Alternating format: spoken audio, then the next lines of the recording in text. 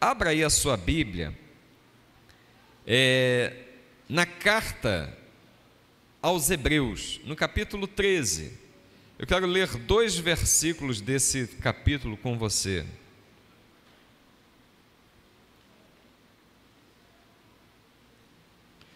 Vamos ler os versículos 20 e 21.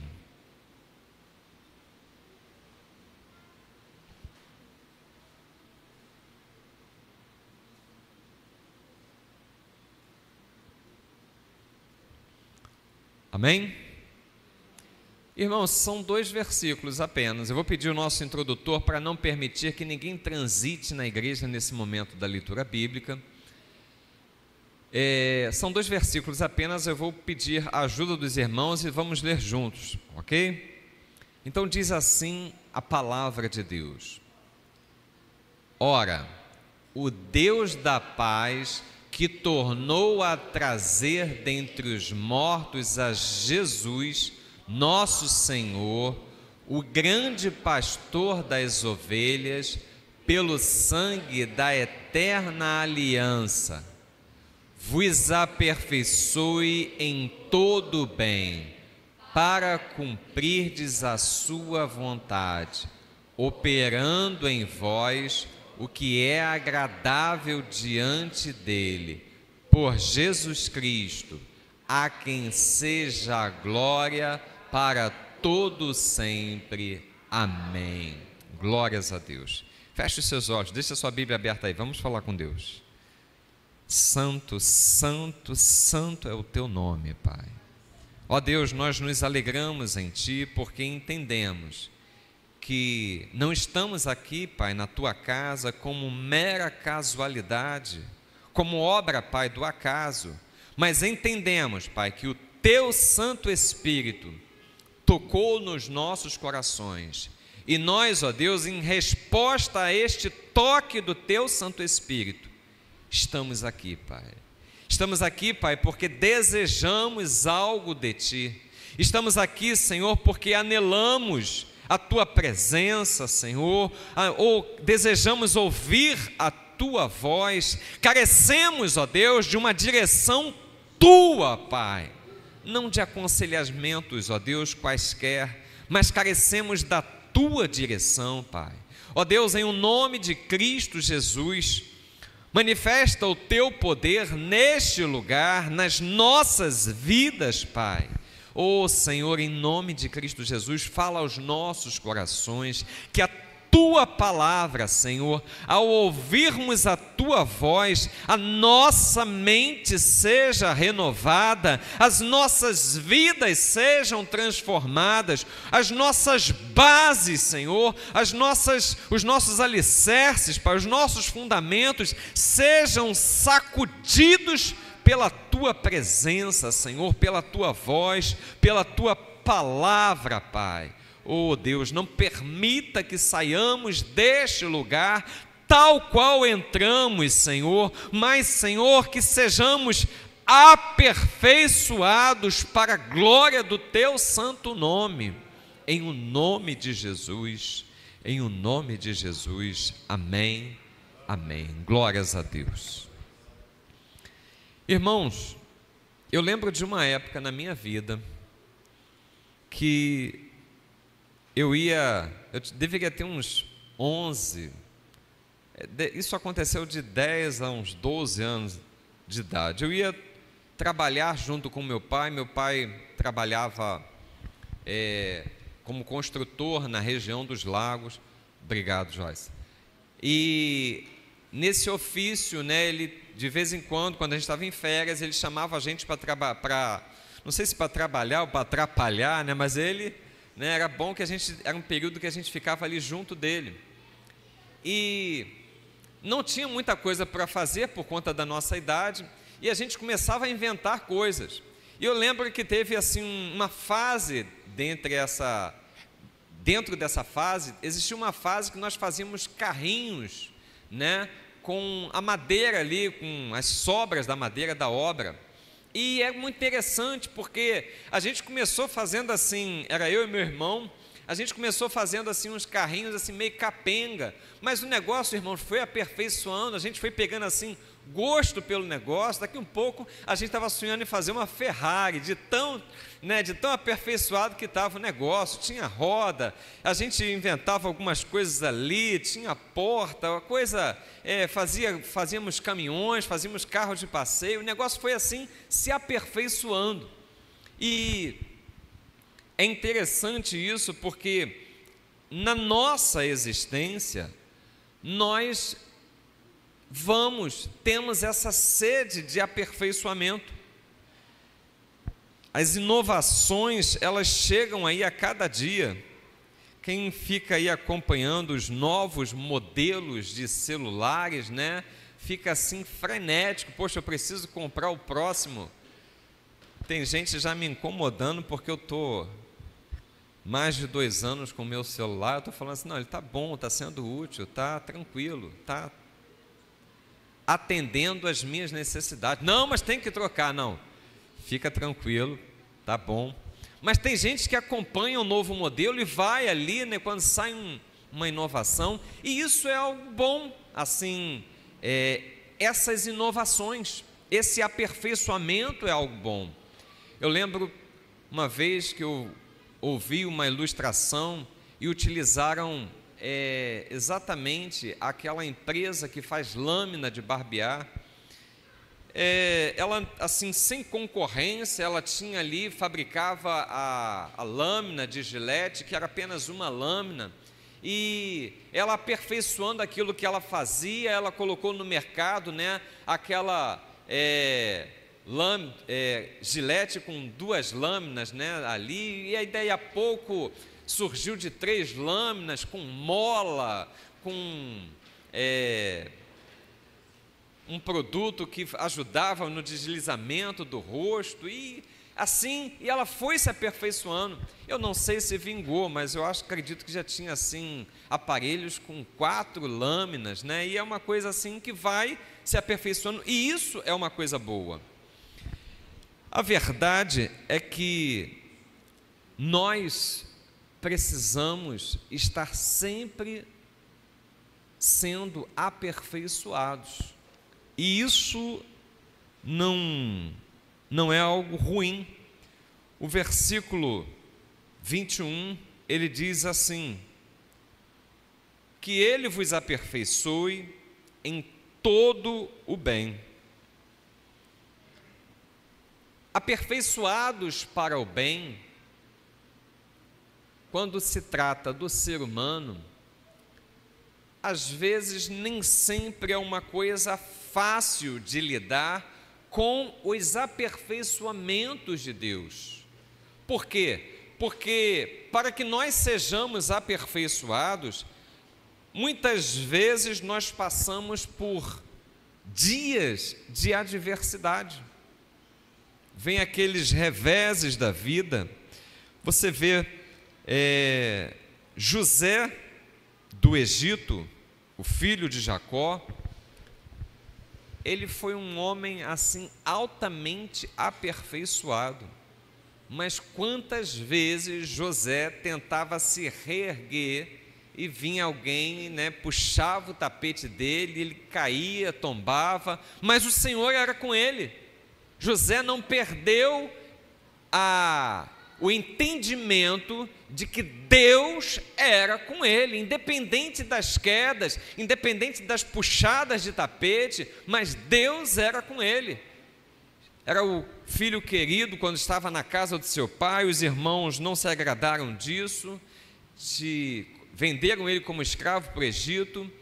Ele é comprado pelo oficial da casa de Faraó, e ele está bem ali na casa de Faraó. A esposa desse oficial se engraça com ele, ele vai para a prisão. Quando ele está na prisão, ele também é colocado naquele lugar, irmãos, não como cauda, mas como cabeça. Então, ele fosse aonde fosse, a luz de Deus brilhava na vida de José e através da vida de José, porque ele tinha esse entendimento de que Deus era com ele. Deus é com você, irmãos. Deus é com você e é comigo, não importa o que nós estejamos passando. Mira, porque o que você está passando, o tempo de adversidade, os desertos da vida, são momentos de aperfeiçoamento, situações que eu e você precisamos passar para nos aperfeiçoarmos em Deus. Quando Deus tirou o povo de Israel do Egito, da casa da servidão, um dos mandamentos que Deus deu para o povo de Israel, ele fala assim: olha, vocês vão exercer misericórdia e justiça para com 3 classes de pessoa. Primeiro, as viúvas. Deus tinha um cuidado grande com as viúvas. Então Deus fala assim para o povo de Israel: olha, exerçam misericórdia e justiça para com as viúvas. Segunda classe de pessoa, os órfãos, aqueles que, de alguma forma estavam desamparados da paternidade, da maternidade. Deus tinha um carinho todo especial para com os órfãos. Mas existia um terceiro grupo de pessoas que Deus tinha um carinho especial, eram os estrangeiros. Chega um ponto que a lei estabelecida, a lei civil, ela não podia fazer distinção entre o natural da terra e o estrangeiro, porque Deus protegia. E o grande argumento que Deus tinha e sempre lançava sobre esse argumento sobre o povo dele era dizendo o seguinte: porque vocês foram estrangeiros na terra do Egito. Então, para Deus fazer com que Israel tivesse esse cuidado com o estrangeiro, Israel precisou passar pela fornalha da servidão na terra do Egito. Muitas vezes Deus permite que nós passemos por uma situação de adversidade para que, diante daquelas circunstâncias, nós tomemos conhecimento e usemos de misericórdia para com outros que, mais à frente nós vamos encontrar e vão passar por aquela situação. Você, porque já passou por aquela situação, não vai tacar pedra em ninguém, você vai estender a mão, você vai ser um vaso aperfeiçoado nas mãos de Deus para estender a mão e ser luz para aquela pessoa que está passando por uma dificuldade que você tem conhecimento, que você sabe qual é. Então, os desertos da vida nos servem de aperfeiçoamento. Irmãos, a gente podia citar aqui pelo menos umas 3 pessoas. Falamos de José, Davi. Davi foi perseguido e nas perseguições que ele sofreu, Davi foi um homem aperfeiçoado por Deus. E por que também não falar de Paulo? Paulo foi um homem aperfeiçoado nas suas prisões. E ele se intitulava a si mesmo Paulo, prisioneiro de Cristo. Porque, irmãos, o apóstolo Paulo sabia que no dia que ele negasse a Cristo Jesus, acabaria todo a confusão, o desagrado que os judeus tinham com ele. Mas ele sabia que ele não era essa a vontade de Deus para a vida dele. Então ele se intitulava a ele mesmo prisioneiro de Cristo, porque ele não era prisioneiro do Império Romano, ele não era prisioneiro dos principais sacerdotes, ele era prisioneiro de Cristo. Mas nas prisões, o apóstolo Paulo foi um homem aperfeiçoado. Abraão foi aperfeiçoado nas suas peregrinações, porque Deus chamou Abraão e falou assim: olha, sai da tua terra, da tua parentela, para um lugar que eu vou te mostrar. E Abraão sai. E, irmãos, aquele homem, ele recebeu a promessa. Ele recebeu a promessa, mas boa parte da promessa só apenas a sua descendência. Abraão, né, desceu, foi para junto de Deus, olhando para a promessa. É claro, ele teve algumas promessas na vida dele sendo cumpridas, mas ele foi um peregrino durante toda a sua vida. Por quê? Porque somente lá, né, depois de Moisés, já em Moisés é que a terra foi prometida a Abraão, foi conquistada. Então Abraão, ele foi aperfeiçoado nas suas peregrinações. Ele, irmãos, nos aperfeiçoa. Todos esses homens foram aperfeiçoados em momentos assim transitórios de provação e foram aprovados por Deus. Tiago, ele nos dá um esclarecimento, ele fala assim: olha, Deus não pode ser tentado e não tenta a ninguém, mas Deus permite que eu e você, assim como Abraão foi, nós sejamos provados. Qual é a diferença entre uma provação e uma tentação? Uma provação é quando Deus te pede para você fazer alguma coisa, e se você não fizer, você não vai, vamos dizer assim, você só vai deixar de subir de nível, mas você não vai cair no conceito, você não vai pecar se você não fizer. Um exemplo disso é a oferta que Abraão fez do único filho, Isaque.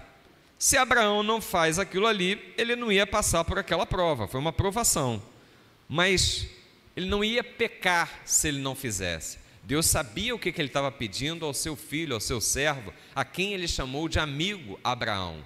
Mas se ele não fizesse, ele não estaria pecando, ele estaria só deixando de ser aperfeiçoado. Então, as provações que Deus traz na minha existência, na sua existência, nos tornam homens e mulheres mais próximos da vontade de Deus. Você pode dar um glória a Deus? Então, os desertos da vida, os momentos de adversidade, não são para que você caia, né, em pecado, não. Deus permite os desertos para que nós sejamos aperfeiçoados, nos tornemos melhores diante de Deus e diante daqueles que estão à nossa volta. Na verdade, muitas vezes, muitos desses momentos são dolorosos. Eu lembro que os meus filhos, quando eles estavam na fase de 11, 12, 13 anos, aquela fase do estirão, né? Vinha aquele comentário deles: poxa, né? Tá doendo isso, tá doendo aquilo. Por quê? Porque crescer dói. Mas o crescimento que Deus quer para as nossas vidas, nós vamos ser transformados, vamos sendo transformados, vamos, como disse lá em Filipenses, desenvolvendo a nossa salvação. Então, esses momentos de dificuldade, momentos de adversidade, permite diante de Deus que nós desenvolvamos, nós vamos sendo aperfeiçoados a ponto de nos tornarmos mais próximos de Deus, mais íntimos de Deus. Amém? Amém. Glórias a Deus. O versículo 21, ele ainda fala o seguinte: realizar a vontade dele. Irmãos, a vontade de Deus, ela é boa, perfeita e agradável. Então você e eu, nós fomos separados do mundo para vivermos não a nossa vontade. Irmãos, é um prejuízo, toma um prejuízo grande o crente, o cristão, que não entende que Deus não nos chamou a vida em abundância que Ele nos prometeu, não está quando nós fazemos a nossa vontade. Porque, irmãos, a nossa vontade, ela é uma vontade manipulada pelo nosso ego.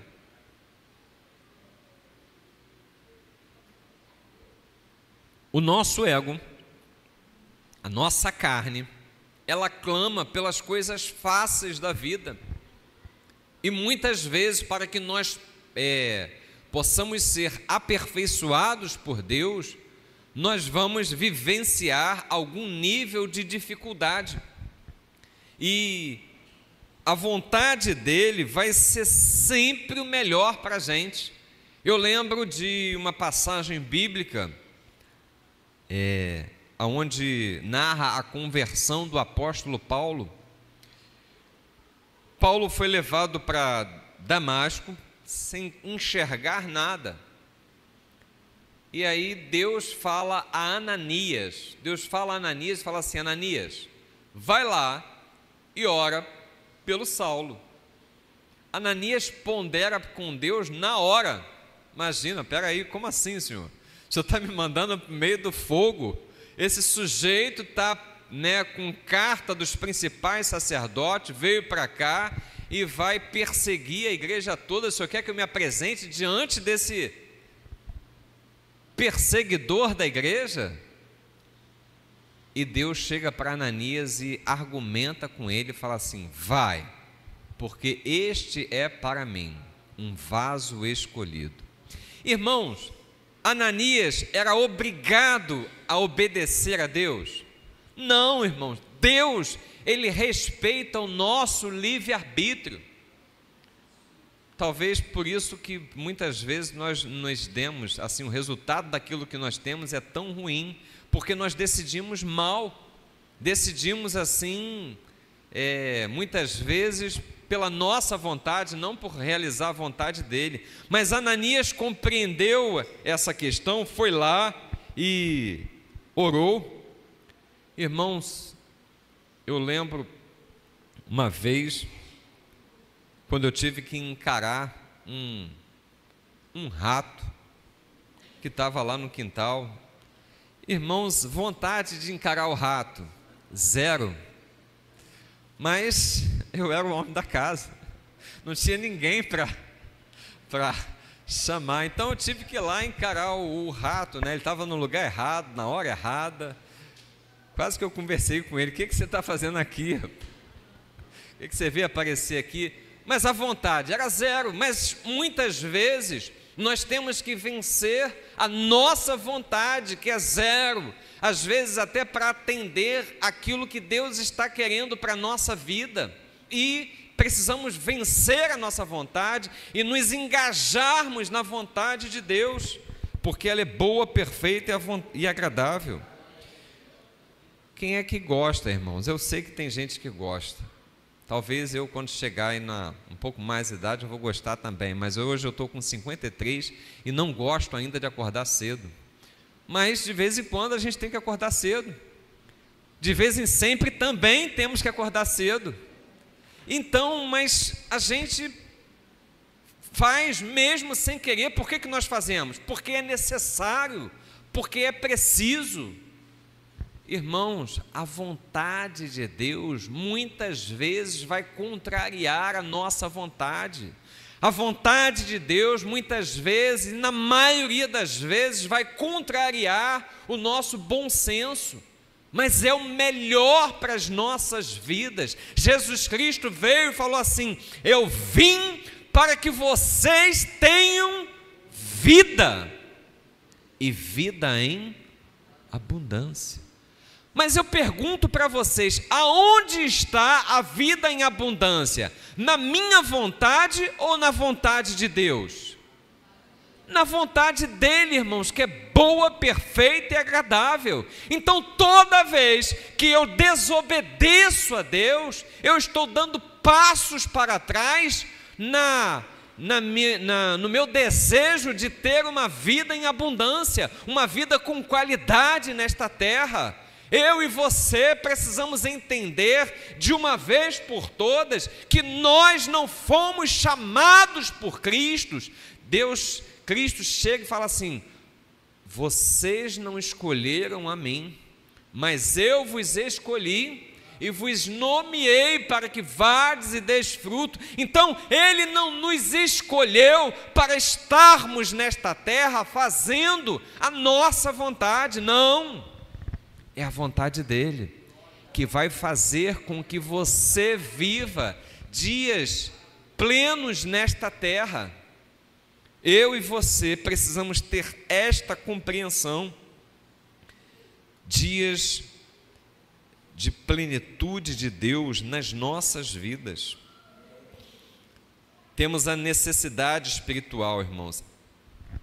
Essa necessidade é uma necessidade do nosso espírito, de fazermos a vontade de Deus. Nem sempre é fácil, mas na maioria das vezes, se não em todas, o resultado é bom, perfeito e agradável. A gente chega a ficar rindo, como cantou Miriam, o hino da vitória do outro lado do mar. Nós também vamos cantar, quando entendermos que a vontade de Deus é o melhor para as nossas vidas. Por meio de Jesus Cristo.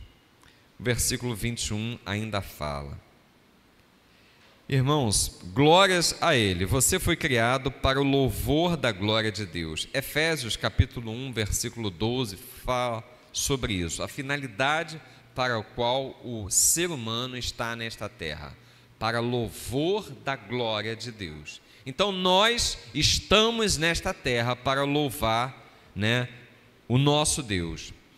A finalidade que nós temos nesta vida, muitas vezes é assim confundido. O ser humano, ele gosta de avocar para si o direito de ser feliz. Eu tenho o direito de ser feliz. E muitas vezes, avocando para a gente, querendo, esse direito de ser feliz, nós nos enveredamos para fora daquilo que é a vontade de Deus para as nossas vidas e arrebentamos com a gente e arrebentamos com muitas pessoas que estão à nossa volta. Por exemplo, um homem, quando ele entende que ele tem o direito de ser feliz e ele abandona uma casa com filhos, ele está acabando com a vida da mulher, com a vida dos filhos, está acabando com a família. Então, felicidade é um resultado, ela não é um fim em si mesmo. Muitas pessoas estão buscando a felicidade, mas a felicidade, dentro da ótica do reino de Deus, ela não é um objetivo em si mesmo, ela é uma consequência de quando nós obedecemos a Deus. E o que gera felicidade na sua vida e na minha vida? A felicidade é gerada quando nós buscamos a santificação. O resultado de uma vida santa é a felicidade. Palavra de Deus, o salmista diz assim: os teus mandamentos trazem vida a mim.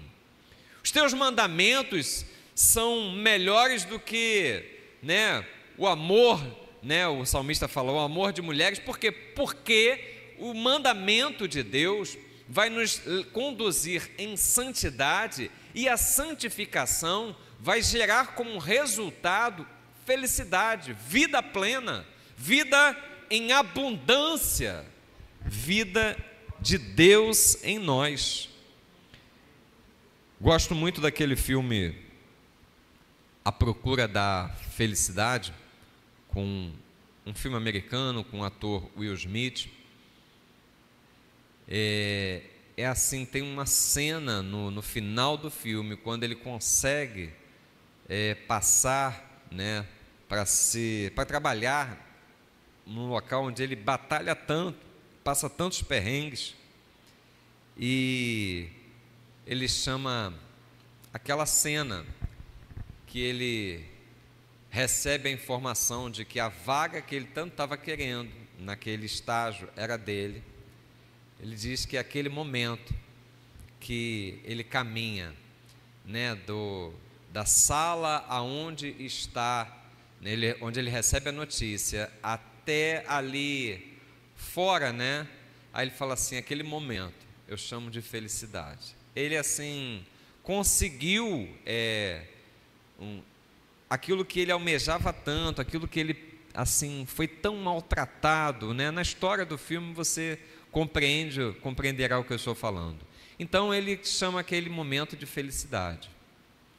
Irmãos, talvez sim, mas a felicidade de um momento, né? Talvez ele esteja narrando ali aquela alegria de um momento. Se você compreendeu, se você conseguir ver toda a história do filme, você vai até saber do que ele está falando.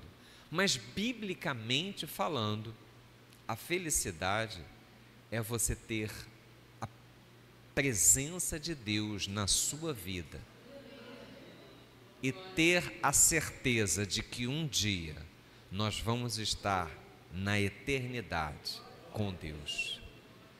Saber que a vida não acaba neste plano terreno. Irmãos, isso gera na nossa existência uma plenitude. A plenitude da vida está em ser cheio do Espírito Santo. Efésios capítulo 5, versículo 18, o apóstolo Paulo orienta os crentes de Éfeso, dizendo assim: olha, não vos embriagueis com vinho, mas enchei-vos do Espírito. Isso, irmão, sempre me toma uma preocupação. Felicidade é você estar cheio da presença de Deus. Felicidade, porque mesmo nos momentos de adversidade, se você tem convicção de que Deus é contigo, irmãos, você vai passar pela prova dando glória a Deus. Não é para qualquer um não, irmãos, é só para quem tem convicção, fé, porque nós fomos chamados por Deus para vivermos por fé, de fé em fé, de glória em glória. Então, eu e você fomos chamados para ter essa presença, buscar essa presença que traz uma plenitude de Deus em nós. E aí nós vamos passando, olhando pelos olhos da fé, por aquele dia de adversidade, por aquele momento de provação, na certeza de que Deus está conosco e de que nós estamos fazendo aquilo que é a sua vontade e de que Ele tem cuidado de nós. Esse, irmãos, é o nosso aperfeiçoamento. Ele chamou você, chamou a mim, para nós sermos aperfeiçoados nele. É disso que o autor de Hebreus está falando. Versículo 21. Na verdade, Ele nos chamou para esse aperfeiçoamento, para que nós desenvolvamos, a nossa salvação. A verdade é que nós, diante de Deus, somos como crianças, estamos em pleno desenvolvimento. Gosto de pensar que nem eu nem você somos a mesma pessoa que éramos ou que fomos há 1 ano atrás, 2 anos atrás, 3, 5, 10, 15. Por quê? Porque nesse meio tempo nós temos sido trabalhados por Deus e Deus vai nos aperfeiçoando, vai nos moldando. E a palavra de Deus diz assim: a vereda dos justos é como a luz da aurora, que vai brilhando, brilhando, até se tornar dia perfeito. Que o Senhor nos aperfeiçoe a cada dia, para andarmos, para estarmos assim capazes de realizarmos a sua vontade, e que nós estejamos plenos, cheios do seu Espírito, para viver dias de plenitude e de alegria nesta terra. Amém? Você recebe essa palavra? Fala assim: eu recebo em nome de Jesus. Vamos ficar de pé, vamos adorar ao Senhor?